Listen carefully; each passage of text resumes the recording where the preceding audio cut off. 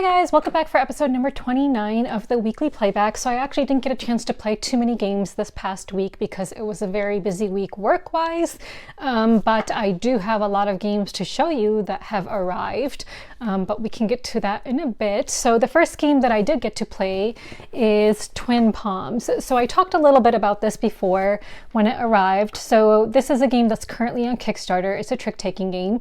It's for 2 to 5 players, designed by Christy B, and the artist is Eric Hibbler, and the publisher is Bink Inc. LLC. So this is for 2 to 5 players. I actually played it twice. So I played it at 2 players the first time, a little bit incorrectly for like a round or 2, and then I played it at 4 players correctly.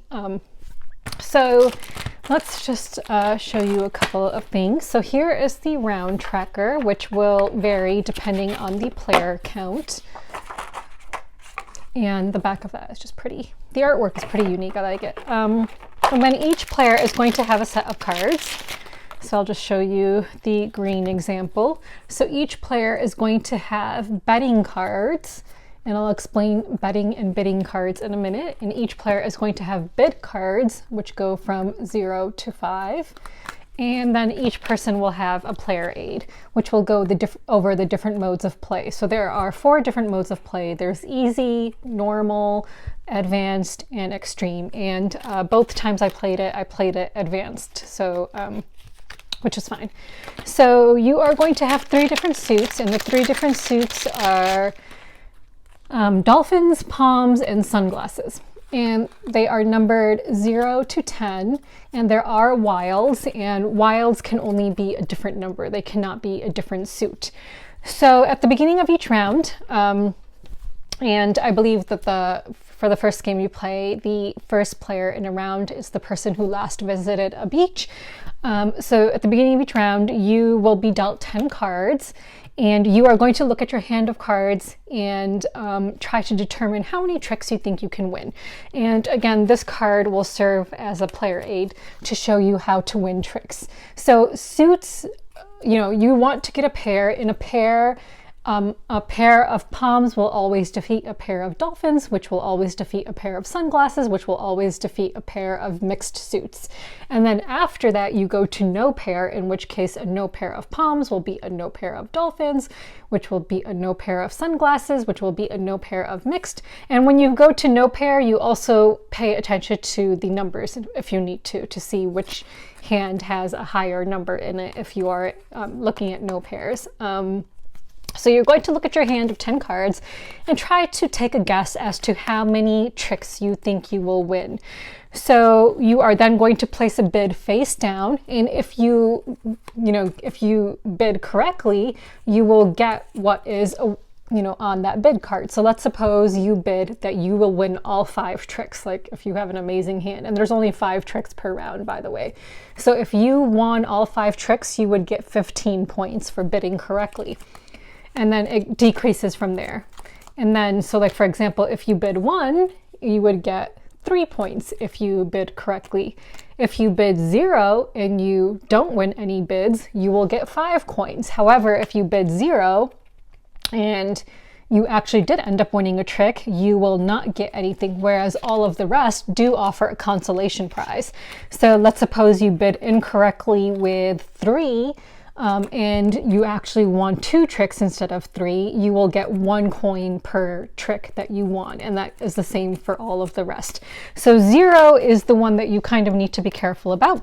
And then in addition to making a bid, you will also place a bet.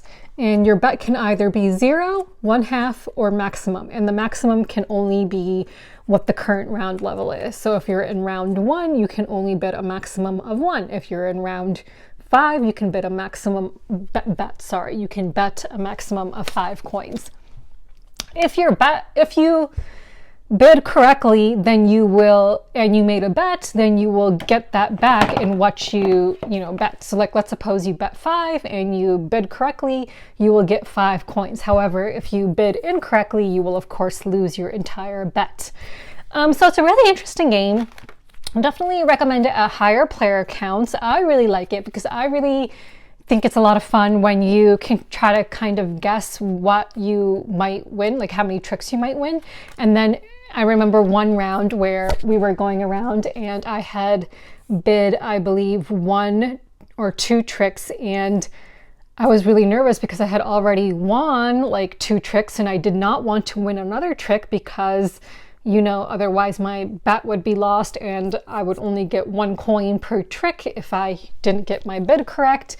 So it's an interesting game because you might try to change up your strategy as you're playing. So you might have a good hand, but you might not want to play good cards when you see what other people are playing. So the first player, so after everyone has made their bids and bets face down, then you reveal those. And then if you placed any bets, you will place those coins on top of your bid card, and then the game begins.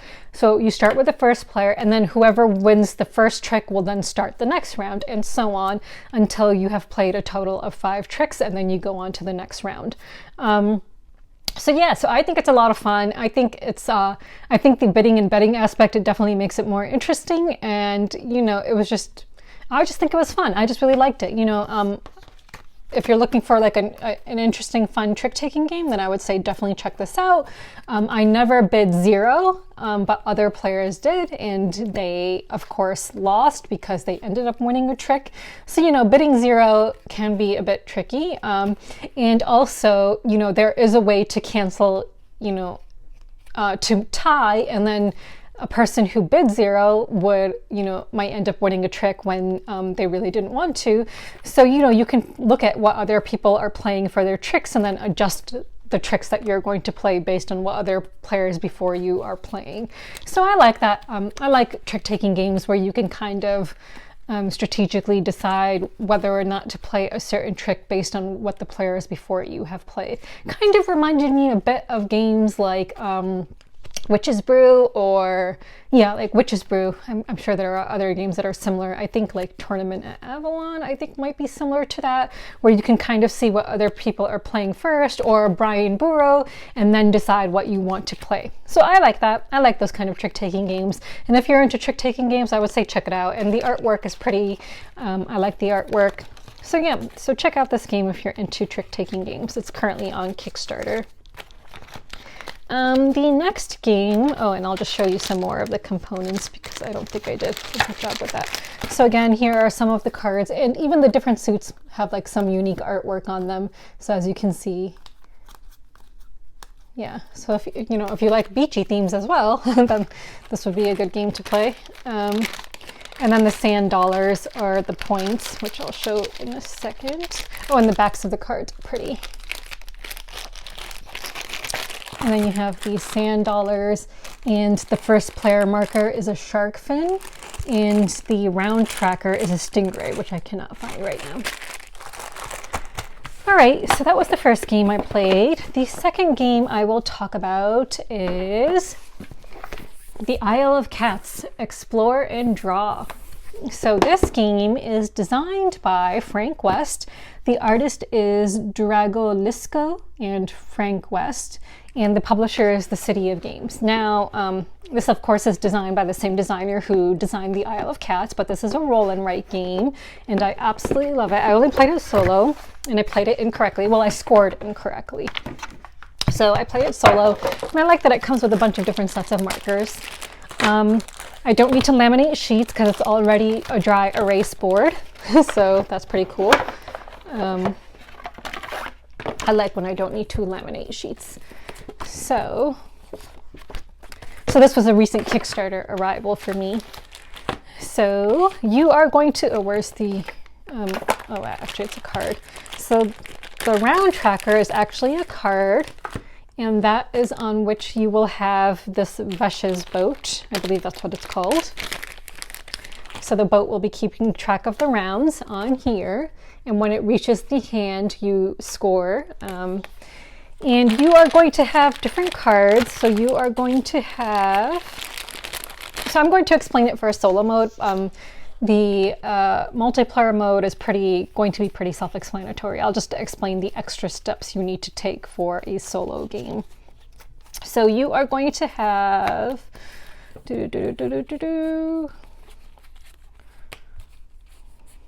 sorry, you will have lessons, of course. So underneath this, well, not underneath it, actually, like nearby. So you're going to have 3, is it, I think it's, let me just double check the rule book. I think it's 4 columns and 3 rows. No, 4 rows. Let me just see. Okay, so it's actually 4 columns, 3 rows. So you're going to have cards, and where a card goes is important. So in the first column is going to be all explore and draw cards. Cat cards, sorry. So in the first column will be a column of 3 different cat cards that are drawn. In the second column, you are going to, at the top of that column, have a lesson card. Then the second card in that column will be a cat card. And then the third card will be a cat card. So actually, I wonder if I should just maybe do this. I'll just do this 1 second. So wherever I put a dot is where there's going to be a lesson card. And then all the rest will be. So that's how it's going to look. So wherever you see a black dot, that's where there's going to be lesson cards, and then the rest will be cat cards. So on your turn, and in a multiplayer game, you might end up picking the same column as someone else, no big deal, but you're going to pick a column of cards and then put that onto your own, draw those onto your own boat. If you picked a lesson, you will just fill in the lesson that you picked. So that way you don't pick up the card, since multiple people can end up picking the same lesson. So you're just going to fill in the circle for the lesson you picked on this lesson sheet. And then of course you will draw in your cats. And once per round you can use a special ability, but you can use no more than 3 in the entire game. The ones I found most helpful, which were the ones that I used, were choose 1 additional card from any other column. Choose 1 card from each row instead of a column, because for once in 1 round, that would give you 4 cards instead of 3. Oh no, sorry, I picked that. I did that wrong. No, that was one I used, but I messed up. It was choose a row instead of a column, which will give you 4 cards instead of 3. But I also did end up doing, no, actually, I don't think I did that one. So choose 1 card from each row instead of a column is not going to give you 4 cards. That's still going to give you 3 cards, right? Each row, because there's 3 rows. Yeah. There's 4 columns. Oops, did I do this wrong? Okay, so you're picking a column when you, right? Oh my God, I hope I didn't play wrong, because I'm pretty sure you pick cards from a column, not a row, when you play. Did I do this wrong? Player turns. Yes, okay, a column. I did this right. Okay, phew.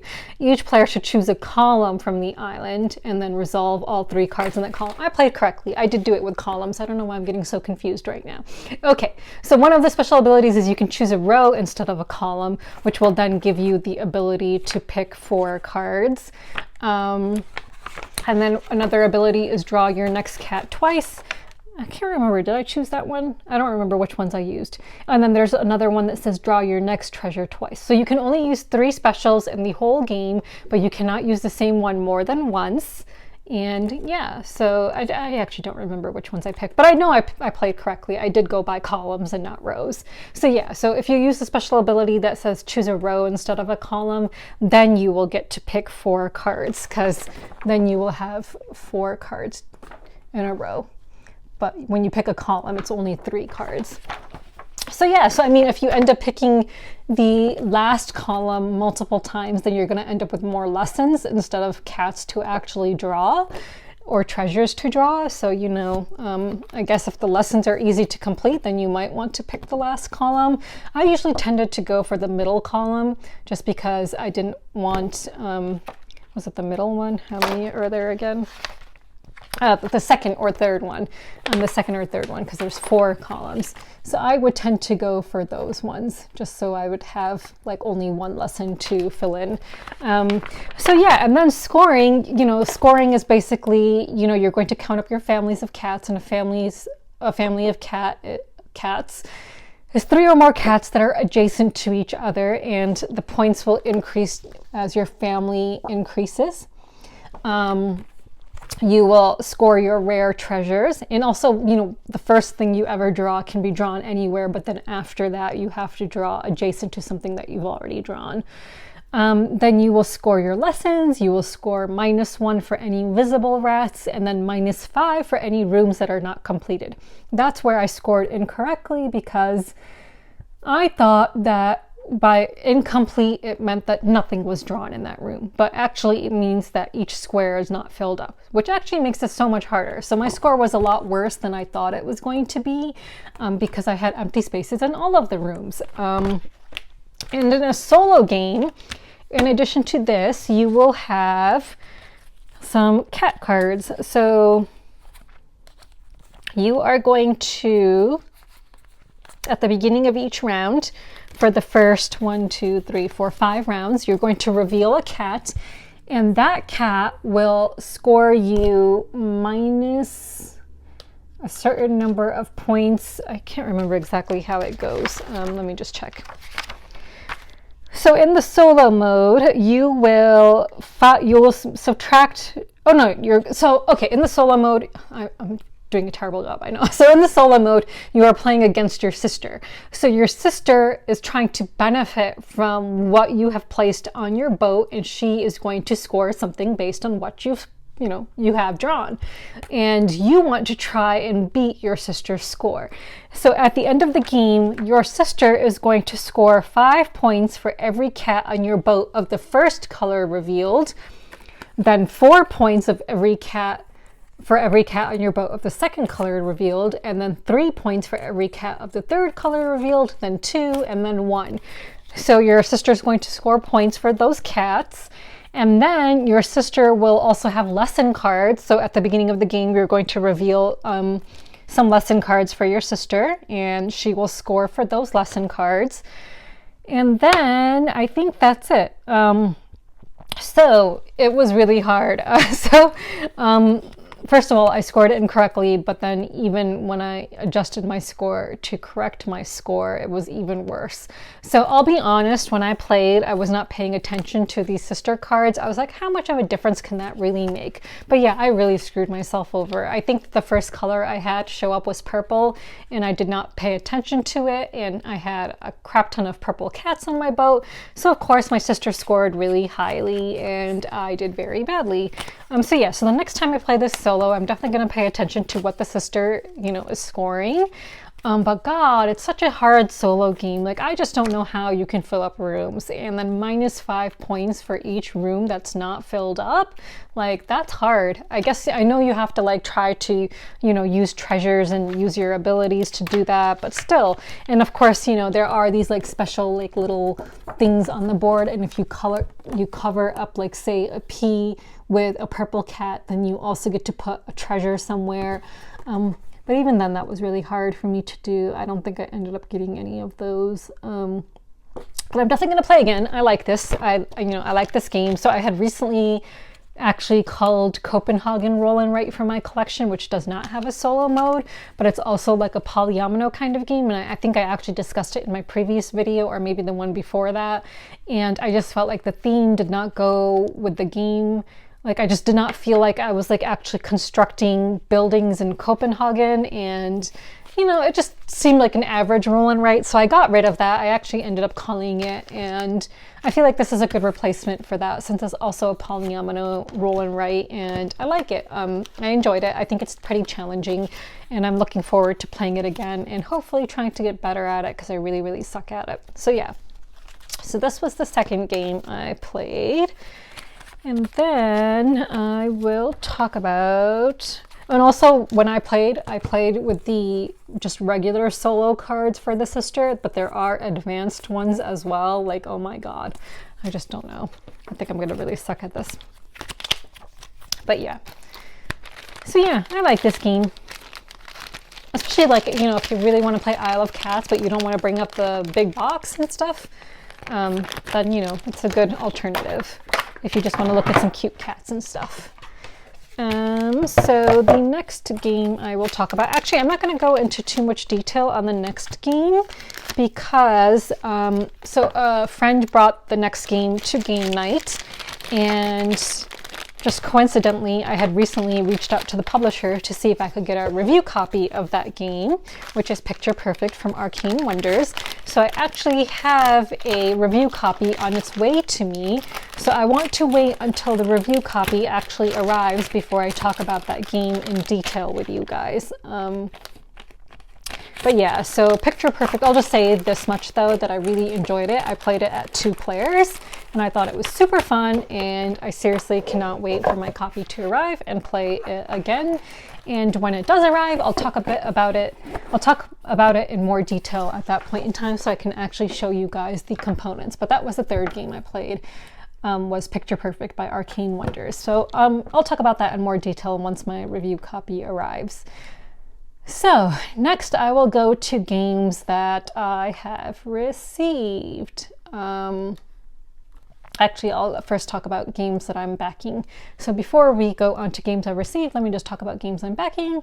So I'm currently backing the Western Legends Big Box at $1. It's quite expensive. I don't own any of the Western Legends right now, but the one time I played it, I really liked it. I really enjoyed it. It's like a sandbox style game, so you can basically like go and do whatever you want on the board. And you know, the more players you have, the more interaction there will be. It's got like a cool Western theme. I really like the artwork.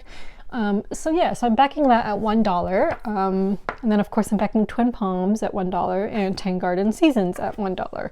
And that is it. I know there's a bunch of Kickstarters coming out, but I'm really trying to avoid backing so many games, especially after watching, I don't know if I linked it up last time or not. If not, I'll include a link in the description this time around. But Actual, I don't know how to pronounce his name, Actual OL, like Actual Laughing Out Loud, whatever. This British guy who's a content creator, English guy, and he made a video of the top 10 mistakes that board gamers make. And one of them was, you know, backing a lot of Kickstarters. And you know, I've had some Kickstarter regrets, and he made so many good points in his video. So I'm like, yeah, I really need to stop backing so many games. He also had, I feel like every single thing he said I'm guilty of. And one of them was like, you know, buying every expansion for every game you own, which I'm definitely guilty of because I feel like I'm a completionist.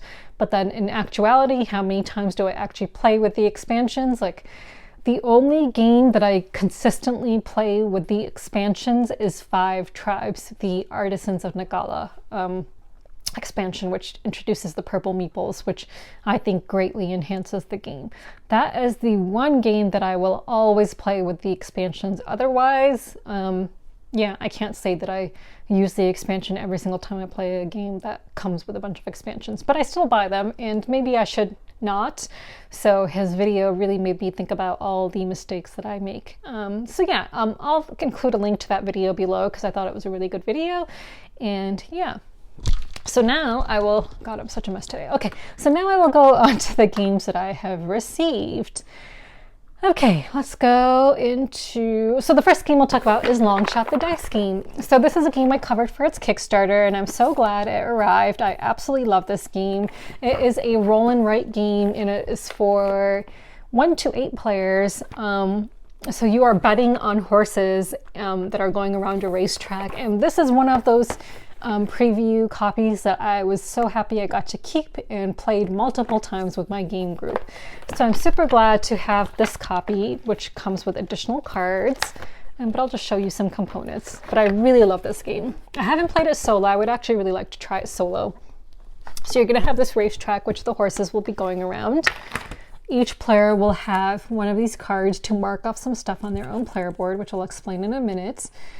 And then you have some horsey cards, and you know, you're gonna, and different horses have like different abilities and stuff, and you're just going to be marking off things on the horses. The horses are really cool. They're like these screen printed horses.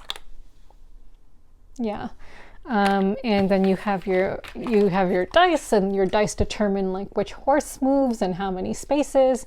So the die is only numbered 1, 2, 3, and then this die has the different colored horses on it.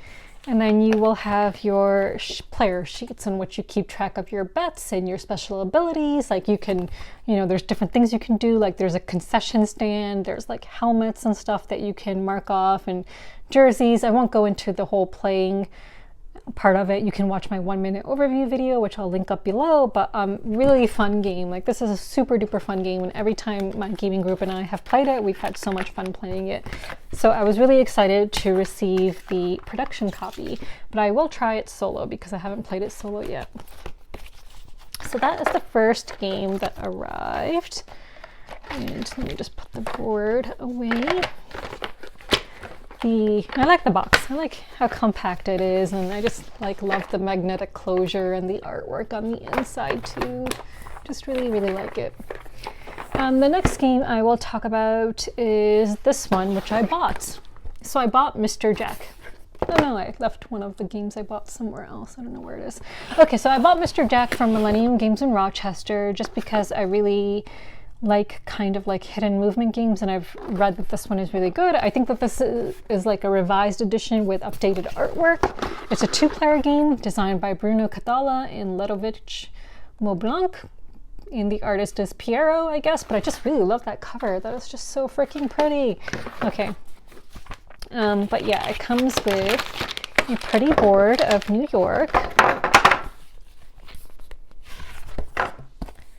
So let me just show you the board. So here is the board.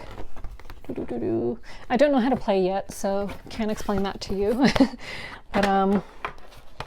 and then it comes with these like things that fit on the board, I guess, and then different character cards, which I'll show you some of.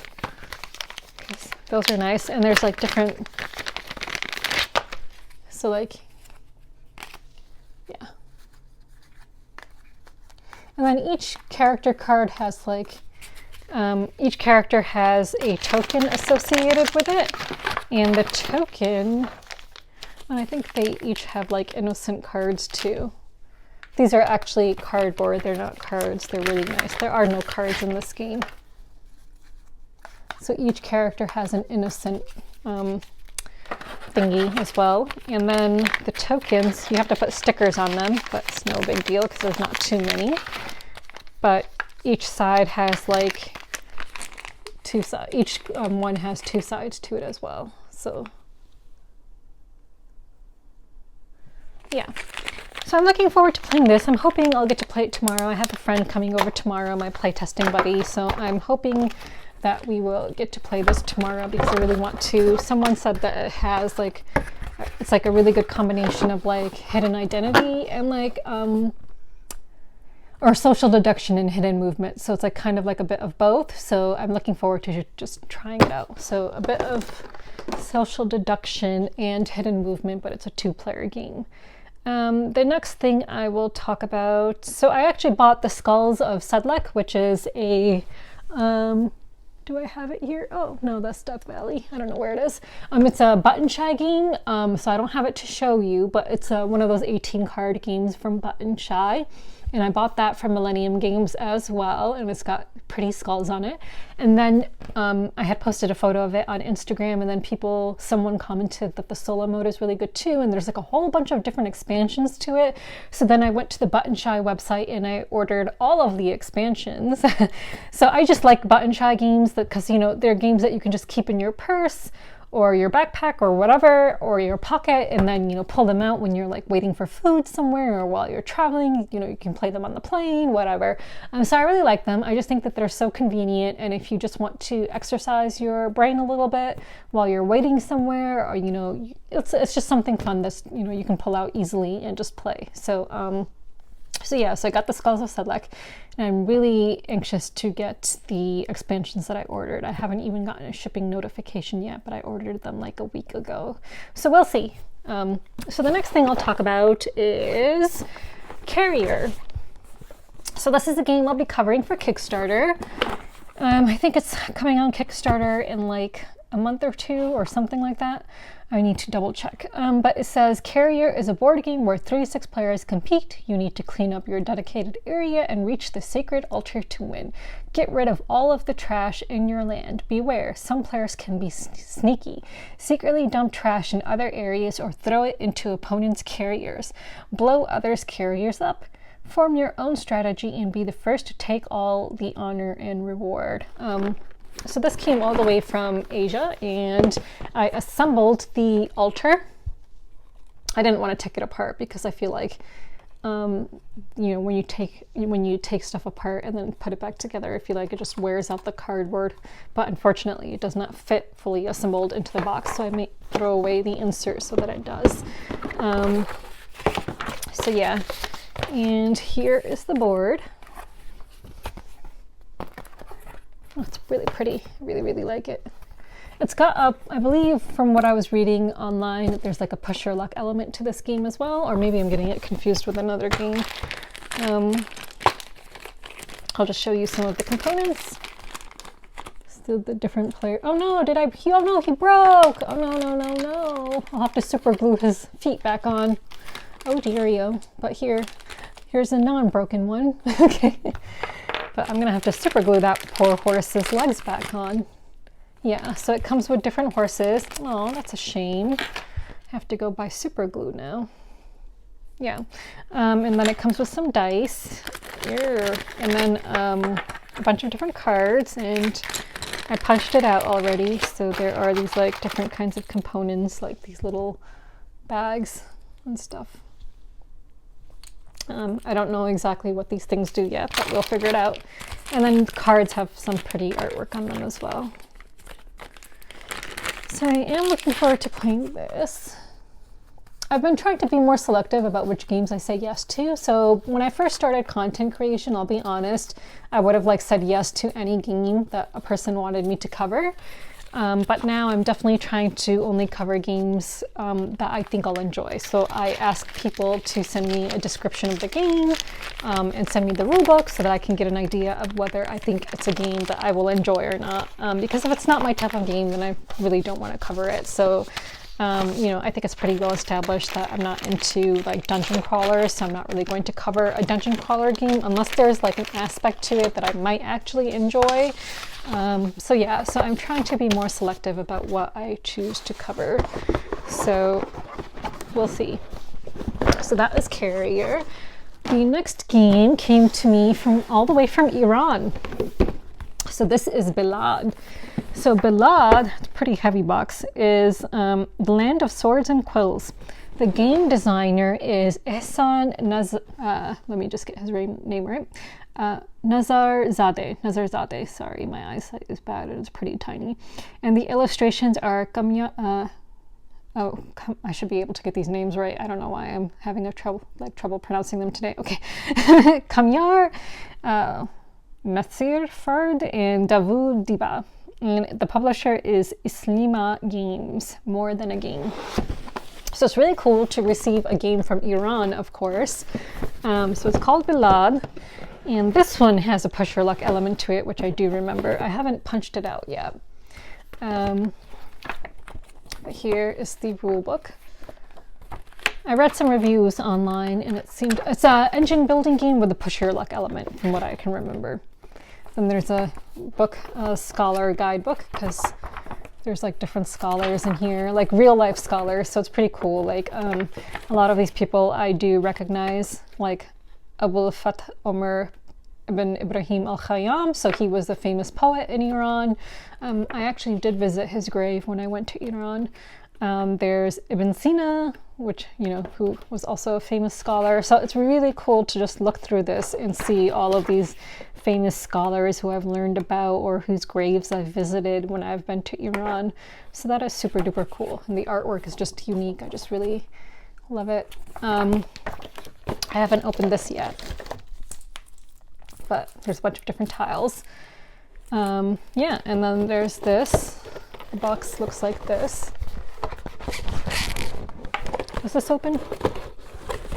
Oh yeah, it does open, and there's stuff here. Okay, so this opens, and there is a bag here and a bunch of cards. And it looks like here are some scholar, or I think, are these the scholar things? Oh yeah. So it looks like some scholar player sheets, or I don't know how to play yet, so I'm not, you know, I don't know what these are exactly. I don't know if you're like a specific type of character, but it looks really cool. This game looks really cool. And then they sent a whole separate envelope filled with stuff as well for the game. So I don't know if it's an expansion or what. but they sent another envelope as well. So this envelope has more stuff in it. Looks like there's more cards and more stuff to punch out. Yeah. So anyway, I'm looking forward to playing this, especially since, you know, I've never played a game designed by an Iranian before, so I think that'll be super cool. So that arrived. So again, that is Belaad. It is on Board Game Geek, and it's got a pretty good rating. Like, people have played it from like Europe and other parts of the Middle East. It's a really heavy box, super heavy. Okay, almost there. The next game I'll talk about is Primordial Secrets. So this is another game I'm covering for Kickstarter, and this, I believe, is coming to Kickstarter in like April, I believe. And this is an Eldritch deck building game. So I like deck building games and the artwork. The reason I wanted to cover this was when the designer reached out to me is because the artwork, the game sounds really cool, but the artwork is like so freaking like amazing. I just absolutely love it. This is a prototype, so just something to keep in mind, but let me just show you. Why can I not open this? Oh my goodness. Okay, here we go. So here's the board, but let me just show you some of the cards. It smells good. I just love smelling board games. Cool artwork. I really, really love it.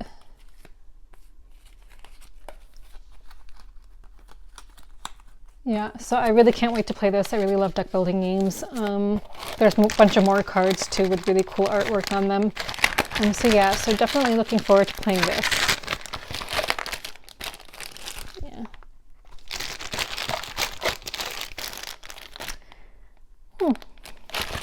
Yeah, so that arrived, and then how many players is this actually? Let me just double check. I don't know. 2 to 4 players. Cool. So yeah. So keep an eye out for Primordial Secrets. And then finally, the last game we'll talk about is the Isle of Cats big box. So I got the expansions and then this giant big box to store everything in. It is humongous, and I haven't assembled the I haven't punched anything out yet. Oh, it's so big. But all of these cool cats, so oh my god, they're so freaking pretty. Just like creatures, whatever those are. I don't think they're cats, but those are really pretty. And then there's the different expansions, so there's kittens and beasts that came in here, and then the boat pack. And then at the bottom of the box, there's a wooden insert that you actually need to assemble, and I haven't even taken it out of that plastic wrap yet. So we'll do that when I get time. But yeah, one thing I really like about this is that, you know, and I did this with the previous Isle of Cats expansion boxes that I have, because they're such nice quality boxes. Like, these are some of the nicest boxes I have ever seen for a board game. Like, just such good quality boxes. Like, I really, really love it. So I cannot wait to empty out the other Isle of Cats box that I have, so I can like store my own board game prototype in it. And I've actually already started storing my prototype in one of the expansion boxes from before, but I will get to that in a bit when I show you guys that. But yeah, the boxes are just so freaking nice. Like, such good quality boxes. And yeah, there is spot gloss on here. It's really pretty though. These cats are just so pretty. Oh, and I got the enamel pins as well, so let me just show you. I'm a sucker for enamel pins. So I really like the red one. I think he's super cute. The green one, he's kind of angry looking. This orange one is really feisty looking. It's kind of like my toffee. This purple one, I don't know. He just doesn't look that into things. This one's my favorite, the Oshaks. And then this blue one looks like he's tired. Aw, so cute. Yeah, I love these enamel pins. So yeah, that's that. I am going to stop the video before I start the question and answer session so that I can actually get other stuff, because my table was not big enough. So I will be back in a minute. Okay, I am back. I had to clear up some space and get another game that someone wanted to see something about. So I only got one question, but I will go over the other stuff that I said I would talk about in this video. So the only question I got is, what is my favorite game and how much have I blinged it out? Surprisingly, I have not blinged it out that much, but my favorite game is Obsession. So this is the 2nd edition box that holds all of the expansions and everything. And Dobby is here to say hi. So actually my box doesn't close completely because, well, I just have a lot of stuff in here and I couldn't figure out, even after watching his videos, I had a bit of a hard time figuring out how to fit everything in. So but the only thing I did bling this out with is the upgraded meeples from MeepleSource. So we've got this big bag, and then the designer was really nice and he sent me a couple of these extra like purple bags. So in one purple bag I have all of the leftover meeples that are the belong to the base game. So I've mixed in the MeepleSource ones with the ones that actually came with the game. So like this is a plain one that came with the game, but I'll show you from a player box what the MeepleSource ones look like. So I have all the meeples, the leftover meeples, the extra meeples for the base game in one bag, and then for the other expansions in another bag, and then in another bag I have some cards. I think I have the solo cards, which I've sleeved all of the cards, which might be one of the reasons why I couldn't get everything to fit. But I have not upgraded the coins yet, but I think I will. I think I saw on MeepleSource that there are coins that I can buy that will upgrade this, but let me just show you a player box. So within a player box that belongs with one family, you have all of the starting tiles, and I've given the players a choice of which meeples they want. So in each box you'll find the standard meeples that came with the game, as well as the upgraded meeples from MeepleSource. So that is really the only upgrade that I have done to this game, actually. But yeah, I've sleeved all of the cards and everything like I do because I'm an obsessive sleever. But yeah, I think that's really it. But yeah, anything related to Obsession I end up buying. So I have like all of the expansions and everything. I actually have not, it's shameful, but I actually haven't played with the expansions yet. Because every time I've played this game, I would end up playing with new players. And so we would always just play with the base game so that they can become familiar with the game. And then I would be like, all right, the next time we play, we can play with an expansion. But each time I've played, there's always been at least one new player to this game. So have not played with the expansion yet, but I hope I will get to at some point. So the next thing I want to talk about is Kofi. So I had planned originally to start a Kofi subscription thing for kind of like a Patreon, so people who want to like support me with Kofi could do that with different like subscription levels. I was hoping to start that in January, but things were insanely busy, and then I was hoping to start in February, and then I ended up getting into some kind of talks with someone about who might want to sponsor some of my videos, and they're still trying to get back to me because I might tie in that sponsorship with the Kofi levels somehow, because one of the levels I was considering for Kofi was if people want to play a game with me over video chat, I would have a subscription level where they could subscribe to that level, and we would once a month play a game over video chat, and like on Board Game Arena or Tabletopia or Sovereignty. And Sovereignty is the one who's maybe considering sponsoring some of my videos, in which case we would play on the Sovereignty platform, since I do have a Sovereignty membership now. It's a new online gaming platform like Board Game Arena or Tabletopia. I did a whole demo of it. It's pretty easy to use. So I guess, since I haven't started yet, since I'm still waiting to kind of hear back from them, and I hope I'll hear back from them soon, whether or not they actually do want to sponsor some videos or whatever. I just was wondering, like, what do you guys think is an amount if you are someone who would want to maybe, you know, subscribe or support me at a level where once a month we get together to play a game, like at what, you know, what price range, what price would you be willing to pay for something like that? So I was thinking of having different tiers where, you know, it would be like for a lighter game and then for like a medium length game. I don't think I would have one for like heavy games. I'm already quite busy enough as it is. And I wouldn't want, I think I would have to keep some kind of a limit on it to the number of people who would be willing, who, you know, could subscribe to that level, because I just have only so many hours in a month. So I obviously can't play with like 30 people in a month. That would just not be doable. Not that there's 30 people who would want to play a game with me online, but, you know, just to throw a number out there. So yeah, so I don't know, like, you know, I would love your guys' feedback about what kind of things you would like to see in Kofi. I thought like one of the subscriber levels could be something like about giving updates about my games that I'm designing. So, you know, I'm currently working on my elephant game because it's really nice that I've finally found a playtesting partner who lives locally, who's designing board games of his own. So we've been getting together on a regular basis to playtest our games. So I'm finally making some progress on my elephant game, which is freaking awesome. And then I also want to start working on my other game, which is, you know, kind of a secret, but, you know, I might have a Kofi level where I do talk about that game as well. So yeah, just, you know, I would love to hear from you guys, like, if you want to support me. And of course, there's never any obligation, like what is an amount that you would feel comfortable paying for the different kinds of levels.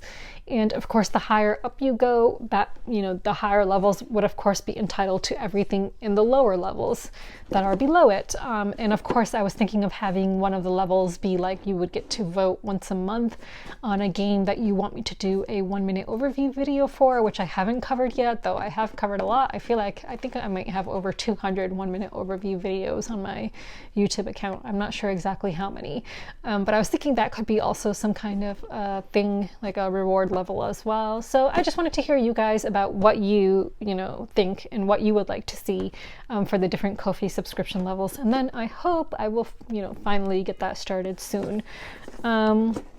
Let's talk about my elephant game. So as I was mentioning earlier, I'm using an Isle of Cats box to store my prototype right now because these boxes are just so freaking nice.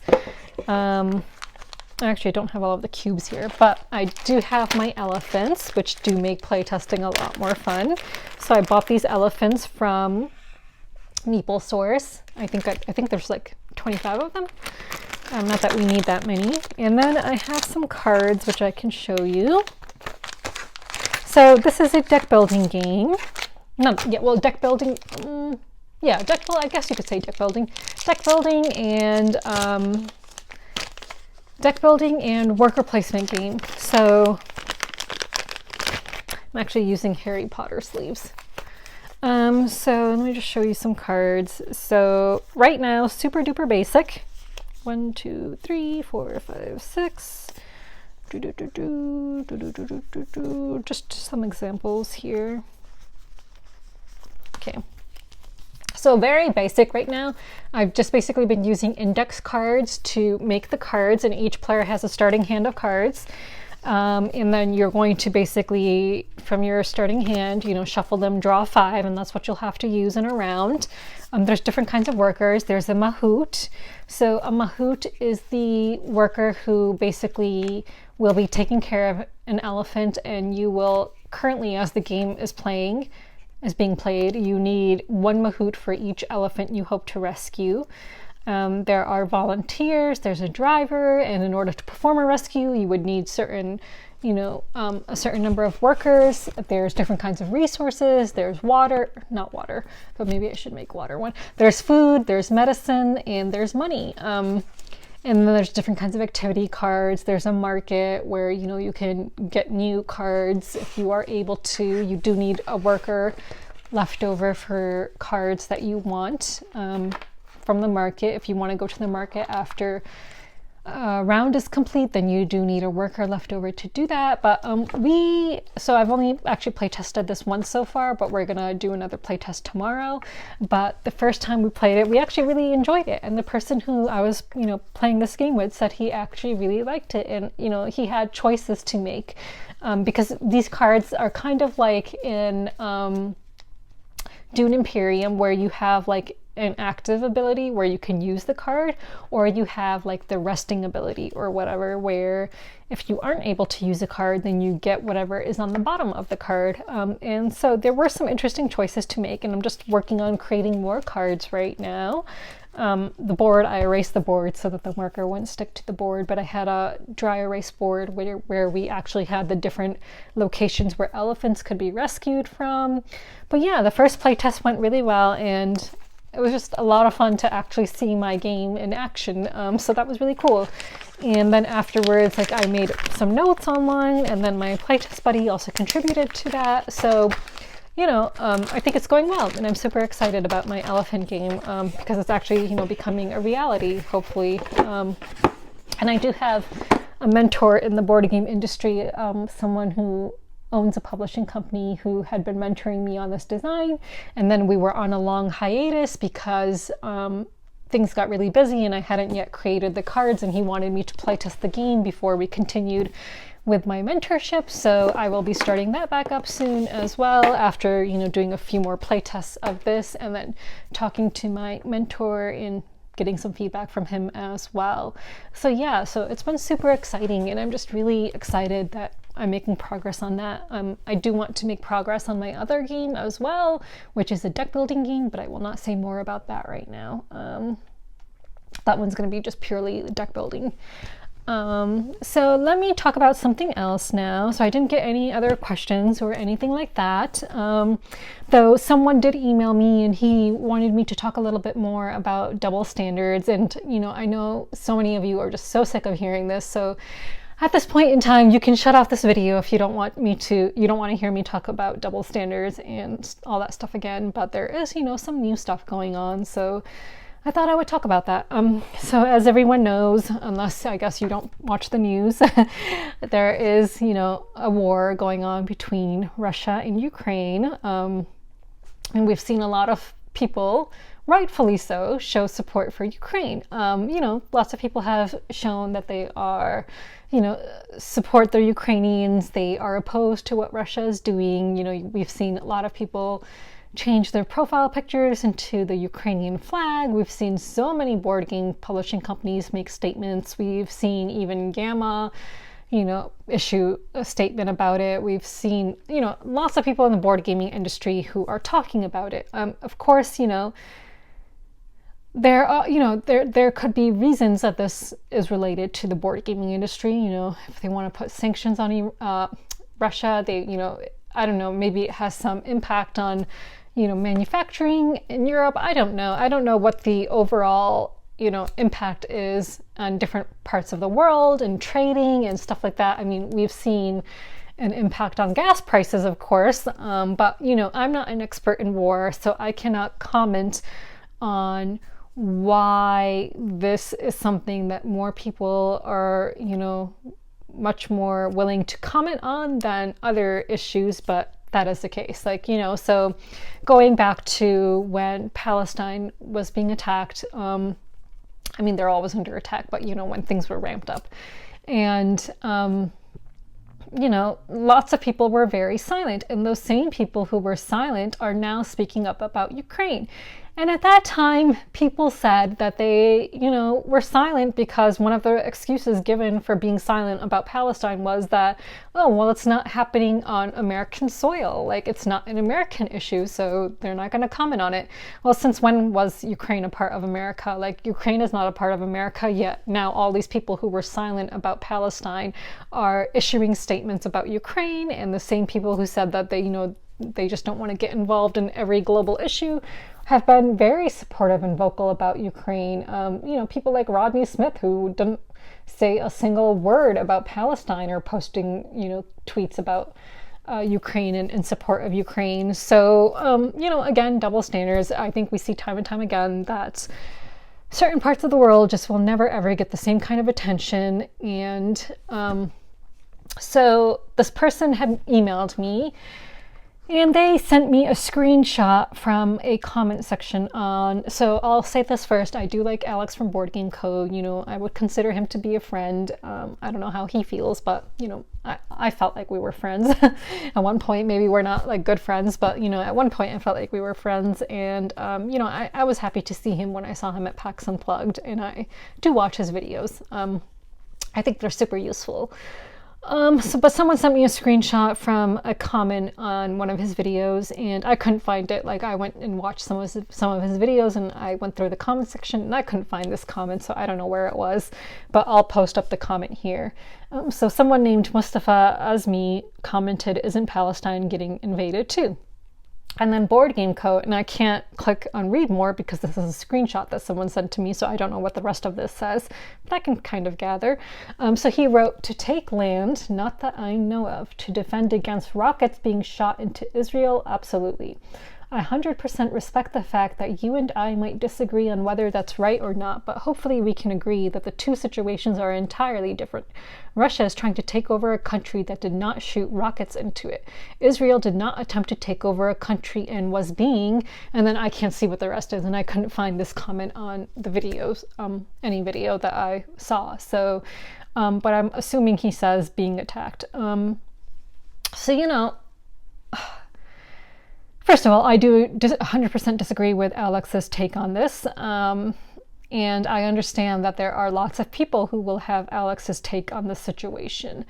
I don't so much want to focus on his take on the situation, but the kinds of double standards in reaction to different people's takes on situations. So, you know, here is someone who is clearly in support of Israel, and you know, we could argue all day and all night about who is the aggressor and who is the victim. I will come out and say that Israel is absolutely the aggressor. It's an apartheid state where, you know, it is trying to eliminate a portion of the population that is of a different faith, and, you know, that they just don't like a different, you know, well, they're both Semitic people. Arabs and Israelis are, you know, they're both Semitic. So Hebrew, that is, unless you're Sephardic. Well, I don't know, would you call Sephardic Jewish people Semitic? I don't think so. I don't know. That's a good question. I don't know. But Arabs are Semitic people, actually. Of course, no one really refers to them as Semites, but whatever. So, you know, Israel is trying to exterminate a certain portion of its population and gain control of their land. And you see people, you know, you see Israelis literally going into people's homes, kicking them out and taking over their homes. I mean, this is something that you can see. And when I spoke up for Palestinian rights and was discriminated against by a publisher, everyone took the side of the publisher. And I would bet everything I have that if someone spoke up in support of Russia right now, that, you know, people would go ballistic. People would be like, "Oh my God, like, how can you speak up for this aggressor who is going into Ukraine and doing this and doing that and blah, blah, blah." And they would want to see that person canceled. Is anyone going to ask to see Alex from Board Game Co. canceled? No. Are people going to stop sending him games? No. People are still going to send him games. They're still going to support his channel. They're still going to do all of that because it's okay to support an aggressive nation like Israel, but it's not okay to support an aggressive nation like Russia. Double standards. And I understand that the reason people are scared and hesitant about speaking up against Israel is because people who do speak up against Israel are labeled as anti-Semitic. And that is one way to shut down discussion on this. That's one way to try to legitimize, you know, everything that Israel is doing that is wrong. It's, you know, it's a way to say, see, these people are anti-Semitic. They don't, you know, they just want to see all Jews exterminated. No, that's not the case. You know, I've dated a Jewish guy, by the way, who was 100% anti-Zionist. You know, Zionism and being Jewish and Zionism are not necessarily the same thing. You can be Jewish and be anti-Zionist, and you can be Zionist and not be Jewish. Not the same thing. So if you are anti-Zionist, that does not necessarily make you anti-Semitic.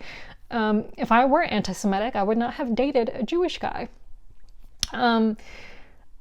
So, but there are double standards, and the fact is that people are afraid to talk up about what Israel is doing, and that's why when I did speak up about it, and then I, called out this publisher for discriminating against me for being vocal about Palestine, all these people who are on the far left, who you would expect to take my side, were all of a sudden labeling me as the dangerous one, labeling me as the difficult one, because they wanted to support their Zionist friend who supports Palestinian babies getting killed.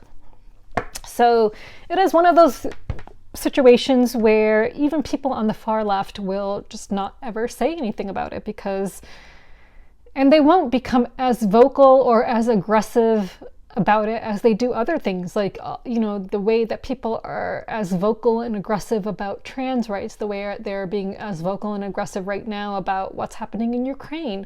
No one will ever be that vocal or aggressive about what is happening to the Palestinians, because this narrative that anyone who speaks up against Israel is anti-Semitic is just, it still exists, and people are just afraid, and people don't want to have their businesses impacted. They don't want to have their personal relationships impacted, which again is all just bullshit and double standards and hypocrisy, because these are the same people who will say, oh, you should call out bad behavior whenever you see it. You should call out bad takes whenever you see it. You should call out, terrible people whenever you see them, and blah, blah, blah. But when it comes to themselves, they won't do that.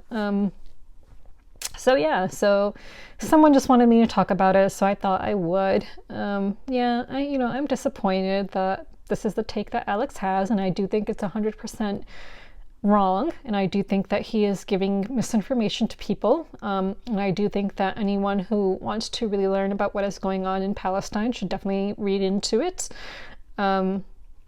When people say, oh, rockets being shot into Israel,